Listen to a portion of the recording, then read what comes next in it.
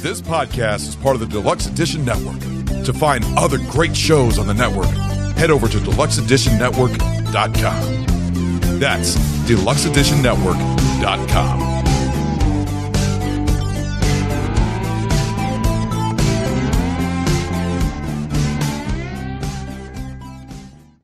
A small band of men on a perilous search for the man-beast of Tibet. The Abominable Snowman of the Himalayas. You've heard it. Welcome back to another episode and another review of a Hammer classic.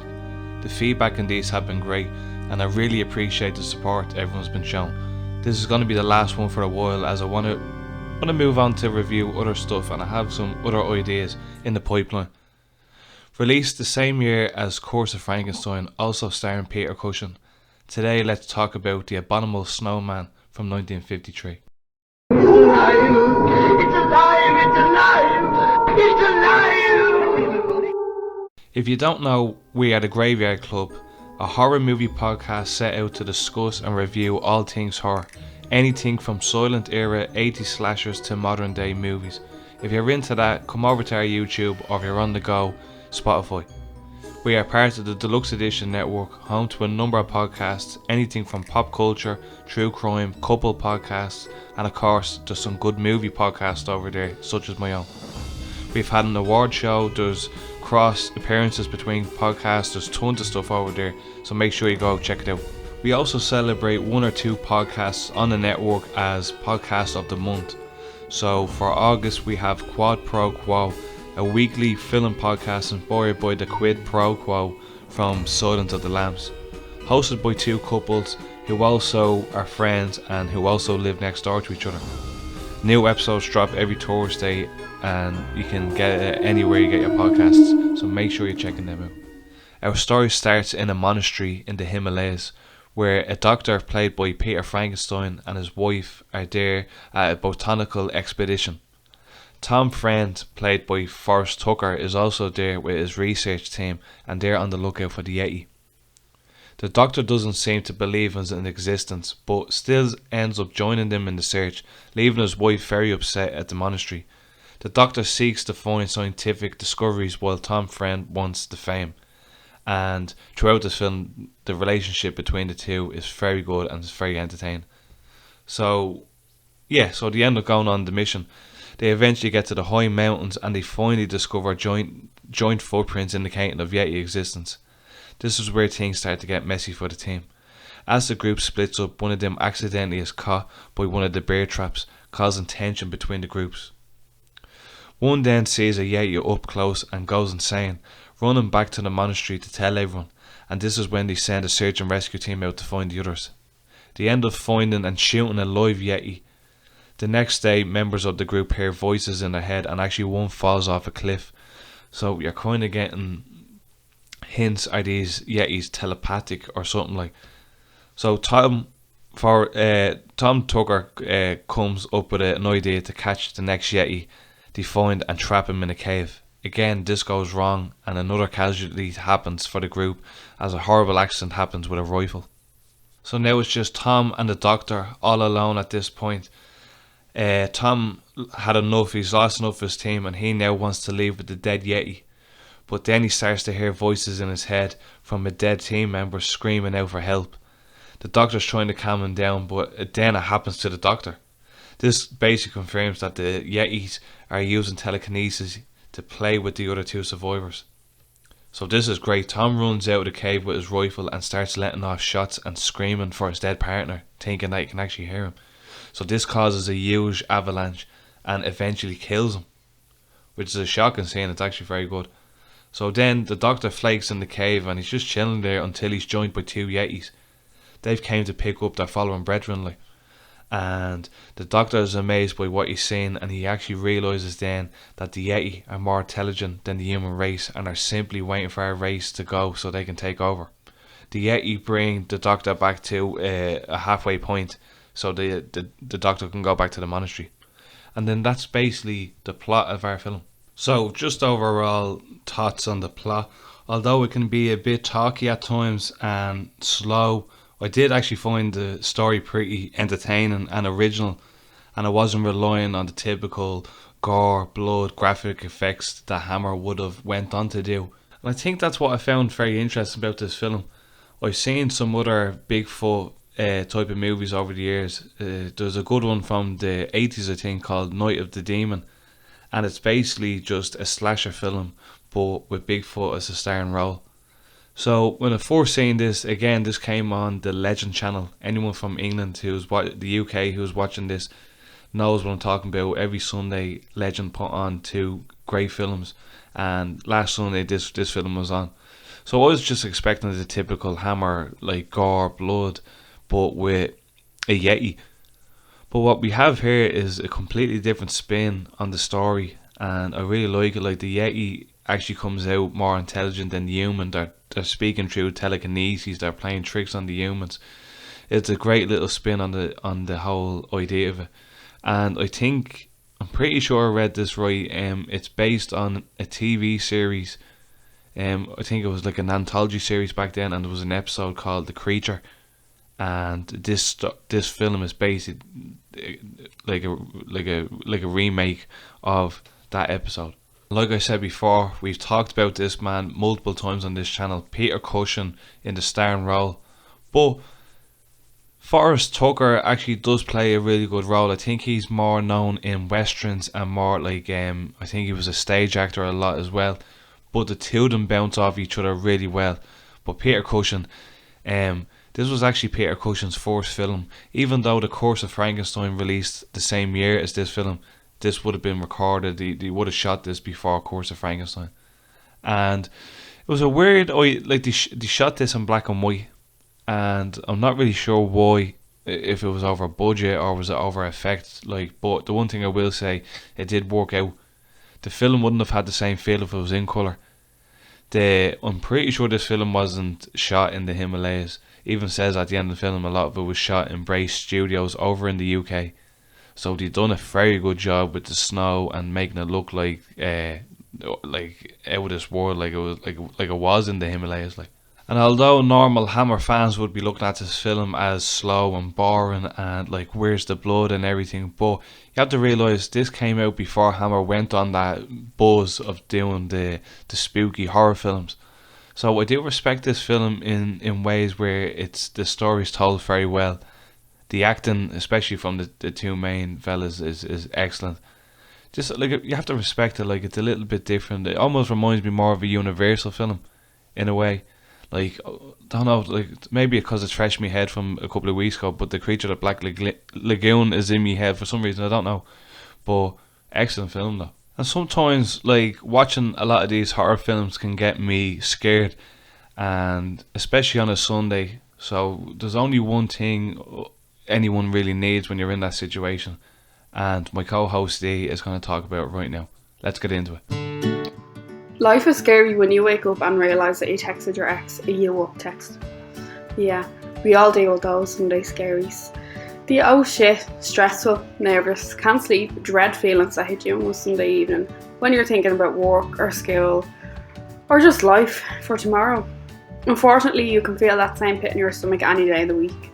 Sunday Scary CBD gummies were made to defeat the crap life throws at us. These are the perfect CBD gummies for professionals on the grind, super moms, students, party animals, regretful drunk sexters, and everybody in between. I am a terrible sleeper. My scaries tend to hit me on night time, so I end up spending precious noon hours staring at the ceiling questioning life. So I'm always looking for new ways to get better sleep. Sunday Scary CBD gummies help me decompress, clear my mind and fall asleep so I can wake up like a fully functioning human being. We all have the right to live scare-free. So whether you need to take the edge off, calm your mind, sleep better, or just chill, take 2 CBD gummies every day to keep those scaries away. Let me save you with our 10% discount. Visit sundayscaries.com and use our promo code GRAVEYARD. That's GRAVEYARD, all capital letters, for 10% off at Sunday Scaries. So I want to get into my good points and bad points of the film.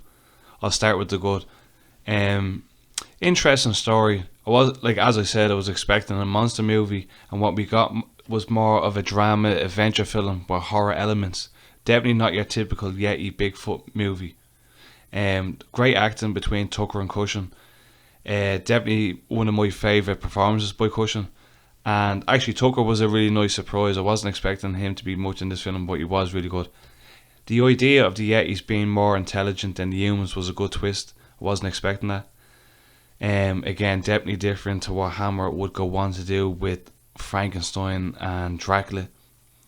And like I said, the sets were very convincing. Most were shot in Bray Studios, and I'm pretty this wasn't shot in the Himalayas, but they've done a really, really good job. Very convincing. And not really too many bad points, but a bit slow at times. If it wasn't for the two main characters, this movie definitely wouldn't have been as good. And not a lot of action. It builds up to the Yeti in full all the way to the end, and in fairness, it is worth it, but it can be a bit of a drag for a lot of people that are not really used to these sort of films and expecting more of like the typical Hammer gore and blood. Let's take a break now, just before we get into our ratings and final thoughts on the film. Let's have a little break and hear from another podcast from the network. Town Podcast is a podcast that features your town's dark, wild, and sometimes unbelievable past that will have you thinking there is no way that really happened here. Matt, Meg, and Zach dust off the books and hit the streets and the occasional nursing home to unveil your town's past. From small towns to where we live to big cities before they were what they are today, this is your town, your stories. That was Your Town, another great podcast from the Deluxe Edition Network. Again, I've said it plenty of times on this podcast. If you want to find a place where there's tons of podcasts all at once, all interlinking with each other, get yourself over there. There's cross appearances, there's everything. It's like a little solid community over there, and it's very entertaining to listen to. So I'm going to leave a link to Your Town and the podcast of the month, Quad Pro Quo. So make sure you're checking them out. And there's another link there for the website, Deluxe Edition Network, and you can see the rest of the roster of the podcast. Honestly, it's great. You need to go over and check it out. So as much as I do like this film, and the acting is great, the story is very interesting, it doesn't hit the spot the way a typical Hammer Dracula would or a typical Hammer Frankenstein would. I associate Hammer with spook, scares, 60 cheese, everything, you know. With this film, it kind of sticks out like a sore thumb. It's a very strange film when I come to think about it, but I did enjoy it. Well, if you can compare it to Curse of Frankenstein that came out the same year, it's definitely not much of a horror film, you know. Hammer went in a direction that was completely different to this film, and I think this film was an American / UK production, so it kind of had a different feel off it, whereas the other Hammer films they were getting made straight out of the UK. I can appreciate what it was, I can appreciate the story, but again, there was no blood, there was no violence, there was no spooks in it. But the one thing I will say, I can appreciate the way they actually done the Yetis in this film. Like I said, I was expecting just a pure monster fest, but the idea of them being very intelligent was really nice and very interesting. And while I was doing research on this film, I read on Wikipedia, so take it with a grain of salt. In 2013, Hammer Studios got two people to write a script for a remake of this film in a modern take. And I have to admit, that would be such a good idea. It's a great story, and I would love to see it adapted into a modern day take, or even just a remake set back when it was made. But Hammer Studios haven't really been the same since the late 70s. Back then, like early 50s, late 50s, 60s, 70s, they were pumping out the horror films. They were like a factory there. They were pumping out all the horror films. They're not really like that anymore. They've had some couple of good films over the years. The Woman in Black with Daniel Radcliffe, I'm sure people have known about that. That's actually a Hammer film. I didn't know about that. But I hope they come back. There's been talk about Amicus coming back to do more kind of spooky horror films. And if you don't know about Amicus, they were like a competitor to Hammer back in the day. They never got as big, but they were still pretty good. They were more known for doing anthology films. So like they release a film with Peter Cushing, and Peter Cushing being all 4 stories, like, so they were still pretty entertaining, but Hammer always had that edge over them, like. So it'd be interesting to see who would like rise up now during the modern age. Hopefully Hammer, like, it'd be great to see Hammer getting back on their feet again. I think they got bought over by like some other fella. I think they got bought over by different people, but fingers crossed that they do make a comeback at some stage. So this is now where I want to know your thoughts. Have you seen this film? Are you interested in seeing it? If you have seen it, let me know below, because I'm pretty sure it's a little underground gem. I'm not sure if many people know about it, like. And I do have a lot of American viewers, and I'm pretty sure they haven't heard about this. And fun little fact, the official name of this when they released it in America, it wasn't just called the Snowman, or the Abominable Snowman, it was called the Abominable Snowman of the Himalayas. So yeah, let me know if you've seen it, and if you haven't seen it, I do recommend you checking it out. In fairness, any film that I talk about on this channel, I recommend you need to be checking it out. Just before I wrap up in a few minutes, and I want to give my ratings and the last couple of shout outs, I just want to talk about our last sponsor. It's Doobie Energy Drinks. It's basically an energy drink you make at home, but it's not filled with all that shit that the other ones are made out. And you know the ones I'm talking about. They start with G. I'm not going to say it. But we actually have a lovely 10% discount code over there. If you use the Graveyard Club at the checkout, you'll get yourself a lovely 10% off. So make sure you use that. You're supporting our channel, and you're saving yourself a little bit of money. And I promise you, there's plenty of flavours. They're high quality. I use them all the time, anytime I'm making these podcasts. So if you're in the market and you're looking for stuff like that, go over to Doobie Energy Drinks. I'm going to leave a link in the description. So make sure you use the Graveyard Club, that's the Graveyard Club, all caps, at the checkout for 10% off. So to give my last opinions and ratings, conclusion of this film, if you're into old horror films and sci-fi movies, you'll probably like this one. If you like Hammer movies, you'll probably most definitely like this one, especially with Peter Cushing. It's his first appearance in any Hammer film, so it's definitely worth a look. A nice twist on the typical Bigfoot style movie. So if you haven't seen it, do yourself a favour. By the way, I'm a huge fan of cryptozoology and cryptids and all that type of stuff, so this film was right up my street. The rating I'd give this film is a 7.3. Just a little bit over a 7, not quite a 7.5, just because it's slow in parts and again not much action, and I probably would have gave it the 7.5 if I had a tiny bit, 1 or 2 more action scenes. Otherwise I was still satisfied with the story. If you made it this far, I'd just like to say thank you, and I really appreciate you for listening this much. You're really helping me by listening this much. We upload every so often on the YouTube. We try to upload as much as we can. We review anything from the latest releases to, obviously I've been digging in through the Hammer films, but I am going to move off them soon. I just had a lot of fun reviewing them. A lot of them have been great. As I said, they've been on the Legend channel every Sunday. So I'm advertising for them. They almost want to be paying me. Every Sunday on the Legend channel from 9 o'clock to say 11 o'clock, they play 2 vintage films. It could be Universal films, Hammer films, sci-fi films. So if you're in the UK, make sure you're checking them out. Really good. So a 7.3 I'll give this film. Thanks for watching. If you're on the go, we are over on Spotify, but I'd appreciate it if you go over and check the YouTube out and maybe subscribe if you like what you hear. And if you want me to keep going with Hammer films, more reviews, make sure you leave a like. And I really appreciate people commenting as well on the videos, like and subscribe, comment, do whatever you can. It really helps. We have other ideas coming for our podcasts soon, top 5s, remake versuses, like original versus remakes. I have a lot of ideas in the pipeline, and just 1 or 2 I don't really want to talk about yet. I just want to upload and see how it does. So yeah, as I said, thank you for watching. You're amazing. Thanks for watching, and we'll see you on the next one.